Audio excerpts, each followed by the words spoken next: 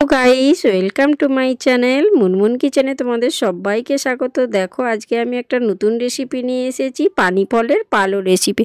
একাদশীর দিনে, বার ব্রত উপোসের দিন এই রেসিপিটা একবার হলেও বাড়িতে ট্রাই করে দেখো। তার জন্য দেখো 1 কেজি পানি ফলকে আমি কি সুন্দর করে কেটে ধুয়ে একটা প্লেটে রেখেছি। এবারে দেখো একটা মিক্সির বোল নিয়ে নিয়েছি, তার মধ্যে সব পানি ফলগুলো অল্প অল্প করে দিয়ে একটা মিহি পেস্ট বানিয়ে নেব পানি ফলগুলোর। এবং পানি ফলগুলো খুব সুন্দর মিহি করে পেস্ট করতে হবে। তোমরা চাইলে শিলনোড়াতেও বেটে নিতে পারো। আমার কাছে মিক্সি ছিল তাই মিক্সিতে করেছি, তোমরা চাইলে শিলনোড়াতেও বেটে নিতে পারো। তো দেখো কত সুন্দর একদম একটা পেস্ট বানিয়ে নিয়েছি। একদম এইভাবে ড্রাই শুকনো শুকনো করে বাটতে হবে, কিন্তু এতে জল দিলে চলবে না। তো তার জন্য দেখো কি কি ড্রাই ফ্রুটস নিয়েছি। প্রথমে নিয়েছি 4টে ছোটো এলাচ আর তেজপাতা এবং কাজু আর কিশমিশ। এবার কাজুটাকে আমি মিক্সির বোলের মধ্যে দিয়ে একটা কাজুর পেস্ট বানিয়ে নেব। দেখতে পাচ্ছ এটা পেস্ট একটা বানিয়ে নিয়েছি, মিহি পেস্ট। এবারে চলো প্রথমে কি করি, গ্যাসের উপর আমি একটা কড়া বসিয়ে দিয়েছি। এবার তার মধ্যে দিয়ে দিয়েছি ঘি। ঘিটাকে ভালো করে গরম হয়ে গেলে ওর মধ্যে দিয়ে দিচ্ছি কাজু। তো কাজুগুলোকে ভালো করে একটু ভেজে নিতে হবে লাল লাল করে। তো কাজু ভাজার সময় যেন গ্যাসের ফ্লেমটা একটু কম থাকে সেদিকে লক্ষ্য রাখতে হবে। গ্যাসের ফ্লেমটা একদম কমিয়ে লো ফ্লেমে কাজুগুলোকে ভালো করে একটু লাল লাল করে ভেজে নিতে হবে। এবার তার মধ্যে দিয়ে দেবো যে কিশমিশগুলো তোমাদেরকে আমি দেখিয়েছিলাম, সেই কিশমিশগুলো। কেন কিশমিশটা ভাজতে খুব তাড়াতাড়ি হয়ে যায় ভাজা, ওই জন্যে একসঙ্গে কিন্তু আমি কিশমিশটা দেইনি, কিশমিশটা একটু পরে দিয়েছি। তো তোমরা এইভাবেই করবে, নাহলে কিশমিশটা চুঁয়ে যেতে পারে। দেখো কাজু কিশমিশটা ভাজা হয়ে গেছে, একটা পাত্রে তুলে রেখেছি। এবারে কড়ার মধ্যে যথেষ্ট পরিমাণ ঘি রয়েছে, তার মধ্যে দিয়ে দিলাম আরও 1 চামচ ঘি। তো শীতের জন্য দেখতেই পাচ্ছ ঘিটা জমে আছে। তো গরম কড়ায় দিয়ে দিলে ঘিটা আস্তে আস্তে দেখো একেবারে গলে গিয়েছে। এবারে ওর মধ্যে দিয়ে দিলাম যে একটা তেজপাতা আর 4টা ছোটো এলাচ রেখেছিলাম, সেই ছোটো এলাচ আর তেজপাতাটা দিয়ে ভালো করে নেড়ে চেড়ে লাল লাল করে তেজপাতাটাকে আর এলাচটাকে একটু ভেজে নিতে হবে। তাহলে দেখবে একটা এলাচের সুমিষ্টি গন্ধ ভেসে আসবে। এই পর্যায়ে দেখতে পাচ্ছ আমার তেজপাতার এলাচটা মোটামুটি ভালো করে ভাজা হয়ে গিয়েছে। এবার এর মধ্যে দিয়ে দিলাম 500 গ্রাম লিকুইড দুধ। তো তোমরা চাইলে এখানে গুঁড়ো দুধও ব্যবহার করতে পারো। তো আশা করছি তোমরা যদি লিকুইড দুধটাই বেশি ব্যবহার করো ভালো লাগবে। তো আমি দেখো 500 গ্রাম লিকুইড দুধটা দিয়ে দিয়েছি। এবার ভালো করে একটু দুধটাকে জাল করে নিয়ে ঘন করে নিতে হবে। এই সময় একটু গ্যাসের ফ্লেমটা কম রাখতে হবে, নাহলে দুধটা উতলে পড়ে যেতে পারে। দেখো দুধটা একটু ফুটিয়ে আমি জাল করে নিয়েছি। ফুটতে ফুটতে দেখো দুধটা অনেকটা পরিমাণ কমে গিয়েছে এবং খুব ঘন হয়ে গিয়েছে দুধটা। এবারে এর মধ্যে আমি দিয়ে দেব কাজু বাটা। যে কাজুটার আমি পেস্ট করে রেখেছিলাম সেই কাজু বাটাটা ওর মধ্যে দিয়ে দেবো। তো কাজু বাটাটা দিয়ে একটু 2 মিনিট মতো ফুটিয়ে নেব।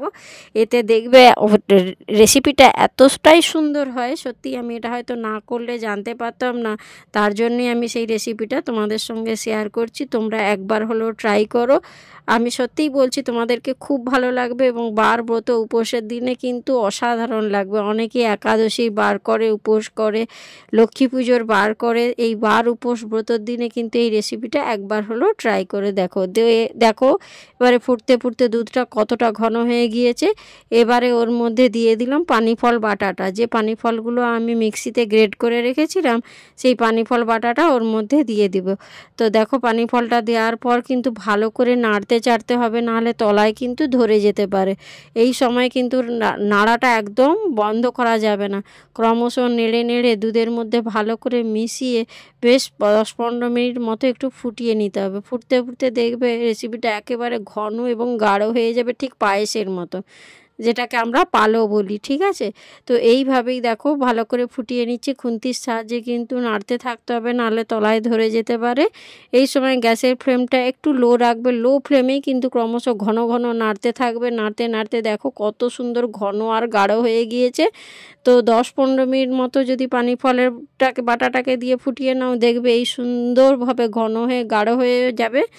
এইভাবেই কিন্তু তোমরা পালো রেসিপিটা করবে। আমার মতো একবার হলেও বাড়িতে ট্রাই করে দেখো, আশা করছি তোমাদের ভালো লাগবে। দেখো ফুট ধরতে শুরু করে দিয়েছে। এবার এর মধ্যে দিয়ে দিলাম 250 গ্রাম চিনি।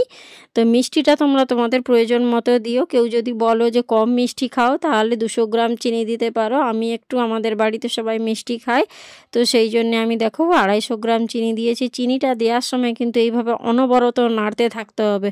আমি বারবার বলছি এই সময় কিন্তু ভালো করে নাড়তে থাকতে হবে, নাহলে তলায় কিন্তু ধরে যাবে। যেহেতু এটা একদম ঘন হয়ে গিয়েছে এবং বেশ পুরো হয়ে গিয়েছে, সেই জন্য ভালো করে ক্রমশ নাড়তে থাকতে হবে। চিনিটা দেওয়ার পর এইভাবে 5 মিনিট মতো ফুটিয়ে নিতে হবে। তো দেখতেই পাচ্ছ রেসিপিটা কত সুন্দর হয়েছে। এবারে দিয়ে দিলাম এর মধ্যে যে কাজু আর কিশমিশটা আমি ঘিয়ে ভেজে রেখেছিলাম, সেই কাজু আর কিশমিশটা দিয়ে একটু নেড়ে চেড়ে নিচ্ছি, আর বেশি ফোটাবো না। তো রেসিপিটা প্রায় আমার হয়েই এসেছে। দেখতেই পাচ্ছ এইভাবে নেড়ে চেড়ে কাজু আর কিশমিশটাকে দেওয়ার পরও একটু 2 মিনিট মতো ফুটিয়ে নিয়েছি। বাকি যে দুধটা ছিল সেই দুধটাও একেবারে ফুটে যে একদম বেশ ঘন হয়ে গিয়েছে। এটা ঠান্ডা হয়ে গেলে দেখবে আরও ঘন হয়ে বসে যাবে। এইভাবেই দেখো তোমরা একবার হলেও বাড়িতে ট্রাই করে দেখো, আশা করছি তোমাদের ভালো লাগবে। তো এইভাবে দেখছো ক্রমশ ঘন ঘন নাড়তে হবে, নাহলে তলায় ধরে যেতে পারে। তোমাদেরকে এই রেসিপিটা একবার হলেও বাড়িতে ট্রাই করতে বলছি। তো দেখো ঘন ঘন নাড়তে নাড়তে রেসিপিটা আমার প্রায় সম্পূর্ণ হয়েই এসেছে এবং ওর মধ্যে যে এক্সট্রা দুধটা ছিল ওটাও প্রায় একদম কমে গিয়েছে। এটাকে বলে পানি ফলের পালো। দেখতেই পাচ্ছ কত সুন্দর হয়েছে, কত ঘন হয়েছে। আমি এটাই বলছি, এটা ঠান্ডা হলে আরও সুন্দর হয়ে জমে যাবে। তো এবার এর মধ্যে দিয়ে দিলাম 1 চামচ ঘি। তো ঘিটা দেওয়ার পরও ভালো করে সমগ্র ঘিটাকে ওর সঙ্গে মিশিয়ে নিতে হবে।